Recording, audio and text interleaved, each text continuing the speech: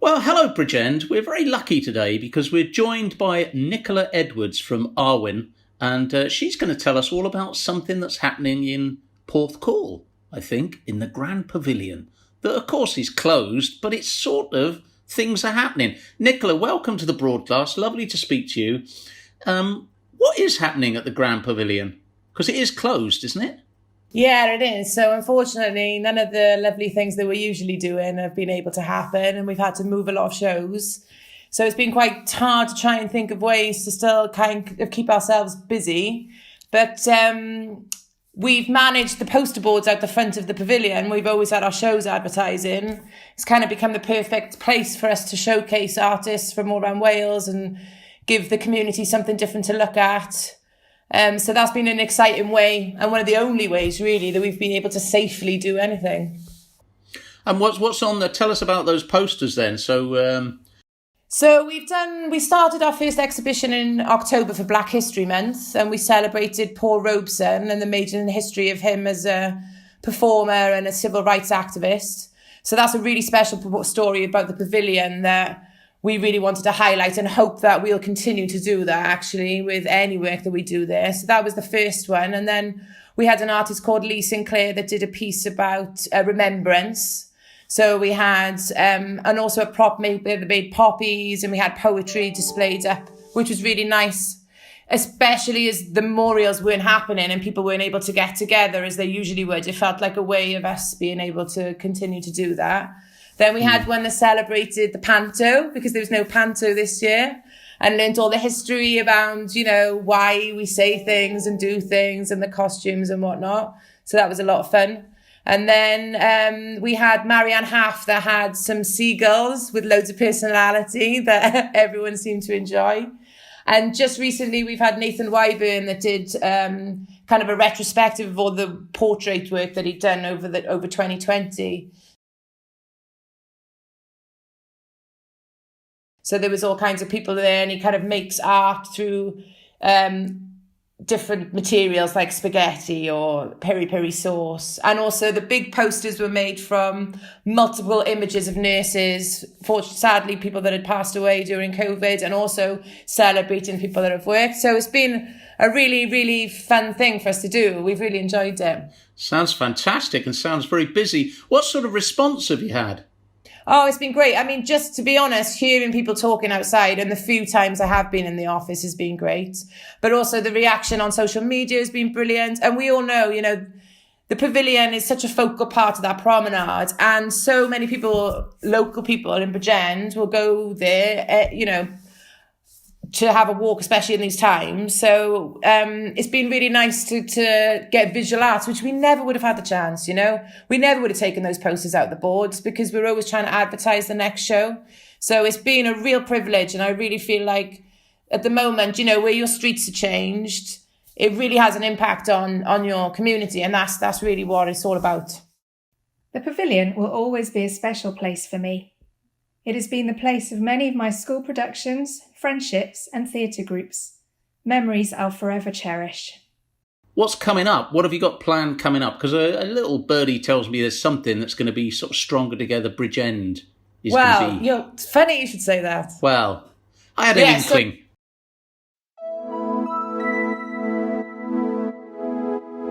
Stronger Together. We were clapping with consciences engaged, banging on pots or pans and whistling in the wind. We hugged our hopes, decorating driftwood and painting pebble paths. We danced in wheelchairs, strictly offering up our sequined shimmies.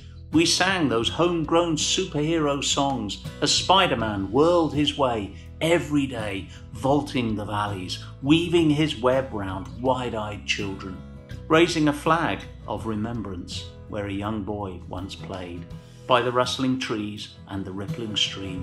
We found new rituals for resilience, scripting for the silver screen, animating and illustrating the finer points of our dreams and aspirations. Never shirking the surf, embracing the shock of cold water swims where life begins and ends, proffering ourselves as the last defenders of dementia, an army of heroic, unpaid and unfair care as we prepare for respite and relief by sing-along choirs and popular songs, all the rights and wrongs of digital decorum, the hen sheds and men sheds and dads and lads, the captured memories and families spliced together through baby banks and dedicated donations in the deepest depths of our despair. It's not too simplistic just to share and offer the seed of hope. The we and not the I. That is us, stronger together. After all, what else is there?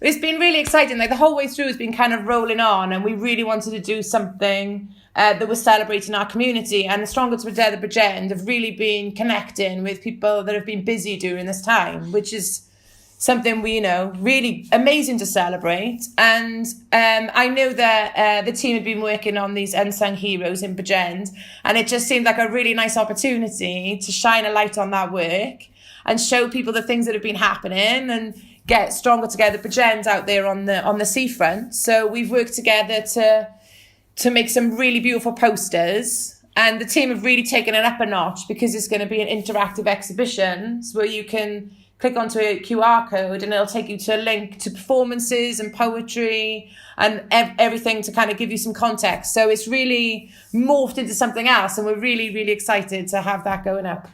By now, you have probably gotten used to seeing those strange-looking arrangements of square dots. You see them quite frequently, and they look like a jumbled barcode, but always square. You find them on signs, your cereal box, donation boxes, product labels, magazines, mail, and even buildings. So what are they, and what do they do? They are QR codes. The QR stands for Quick Response, and they are actually used to store data in the form of a two-dimensional barcode. When scanned with a mobile phone application, the QR codes direct users to mobile-friendly websites, videos, or contact information. They can call a phone number or send text messages and emails just by scanning them. They can get you information quickly or save you time. To make use of these helpful quick response codes, you first need to download a QR reader to your mobile phone from an application store, like the Google Play Store, Apple's App Store, or the Microsoft Windows Phone Store. Most code readers are free and easy to install. To read the code, simply open the app and it will use your phone's built-in camera to capture the code.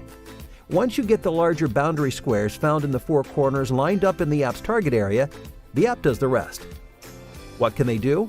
They can quickly take you to a web location to download a receipt for your charitable donation, a restaurant website to see the menu and nutrition information, a website containing a conference speaker slideshow, or help you to download an app, to enter a contest, to sign up for a free subscription. The list is endless for this helpful mosaic of little squares.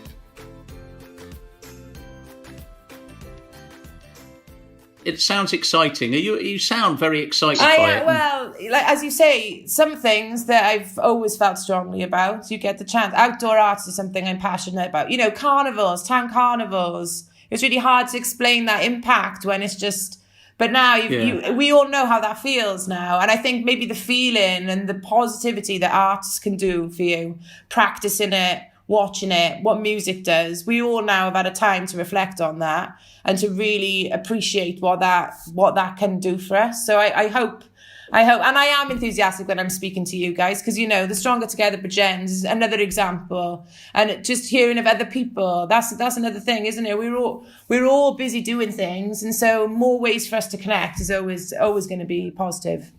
Nicola, it's an absolute pleasure, because your enthusiasm and your passion, it does rub off. It rubs off on me, if you see what I mean, hearing it, and it'll rub off to other people. And I'm sure people will go along and get a lot out of that current exhibition. How long's it on for, by the way, the Stronger Together one? It'll be there for at least 4 to maybe 6 weeks. 4 to 6 weeks it'll be. 4 to 6 weeks. So if you go into Porthcawl, have a look in. And Nicola, thank you so much, because I'm sure we'll talk to you again, because it's really interesting to see how things are taking off and things are changing. It's wonderful. So thank you very much for joining us today.